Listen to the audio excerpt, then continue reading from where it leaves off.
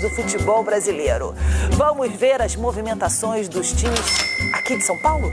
No Palmeiras, após as renovações de Abel Ferreira até o fim de 2027, a prorrogação por mais uma temporada com o goleiro Marcelo Lomba, a compra em definitivo do zagueiro Bruno Fux, que agora fica até 2029, e a venda de Aníbal Moreno para o River Plate da Argentina por 38,7 milhões de reais, o clube agora pensa em reforços. Primeiro para a vaga do argentino, e o volante do Botafogo, Marlon Freitas, é o alvo, proposta na casa dos 33 milhões de reais. O Palmeiras tem negociações avançadas com o atleta e a oferta salarial foi cerca de 70% superior à que ele recebe atualmente. Além de uma valorização salarial, o contrato de Marlon com o Palmeiras terá uma duração de 3 temporadas. Ao saber dessa movimentação, o norte-americano John Textor, que comanda o futebol do clube, se mostrou surpreso.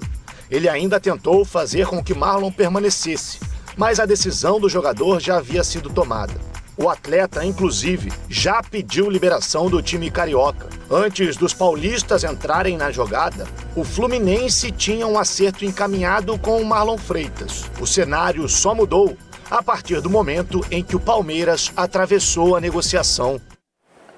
Gente, tem jeito, né? Quem tem dinheiro tem força nesse mercado, não é verdade? Não, nesse meio é o seguinte, nesse meio não tem palavra, isso que é horrível. Ah, mas peraí, tava bem apalavrado, não tem palavra. Empresário, e é horrível você generalizar, porque tem aqueles que têm palavra, aqueles que honram, aqueles que são mais diretos em relação àquilo que, olha, eu combinei, acordei, vamos cumprir.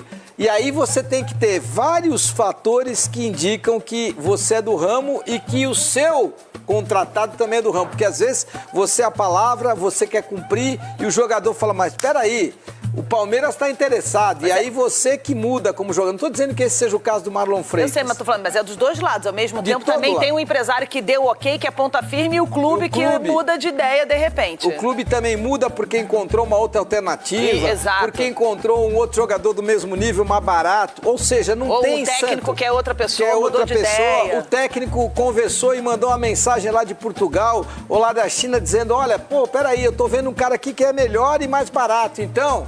a vida é a seguinte, não tem santinho nessa história, por isso que eu nunca fico atirando a primeira pedra, nem de um lado, nem de outro. Por quê? Porque esse é o mercado onde a especulação, ela rola solta. O Marlon Freitas está fechado com o Palmeiras, E olha, é um jogador que tinha proposta do Atlético Mineiro, estava muito bem encaminhado com o Atlético, depois estava muito bem encaminhado com o Fluminense. Ninguém sabe exatamente se ele tinha uma proposta do Sul também, aí o Palmeiras entrou e falou, quanto é que é para resolver? Não. Já tá, o Marlon Freitas é jogador do Palmeiras, não tem mais... Ah, não assinou. O Marlon Freitas já é jogador do Palmeiras, podem assinar, eu tô assinando, então tá contratado.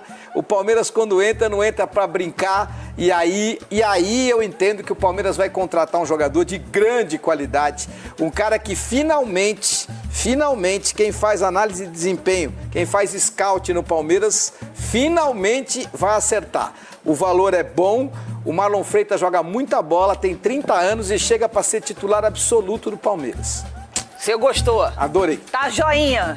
Ganhou joinha o Palmeiras. Desta vez, não sei quem é que fez a negociação, porque eu tenho muita dificuldade de dar os meus pontos favoráveis ao Anderson Barros, porque o que ele errou em 2025 não é brincadeira. Campo das especulações tem uma que começa a preocupar demais o torcedor palmeirense. Segundo a emissora inglesa Sky Sports, o Chelsea estaria pensando seriamente em fazer uma proposta ao atacante Vitor Roque, a maior contratação da história do futebol brasileiro.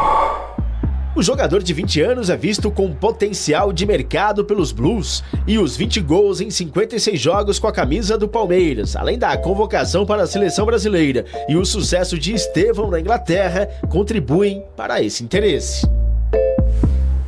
Vamos seguir o nosso giro de notícias, mas pelo menos uma notícia boa, tá? Vitor Roque sondado no Chelsea novamente. Nós já trouxemos aqui em alguns vídeos informações, tá? Vinculando a saída do Vitor Roque, e eu vou ser bem direto com vocês.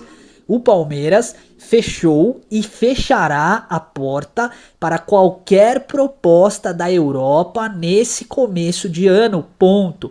estão fazendo um terrorismo absurdo com a situação do Vitor Roque. Gente, vamos lá, informação aí importante, tá? O Vitor Roque não sai do Palmeiras. A única forma dele sair do Palmeiras nesse começo de temporada é se o Verdão receber uma proposta na casa de 358, 370 milhões de reais, o que não vai acontecer.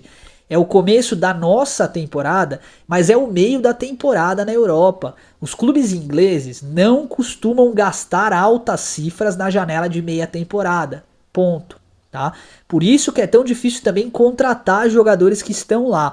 É por isso que o Palmeiras está tendo que fazer um esforço hercúleo para poder movimentar alguns atletas da Europa.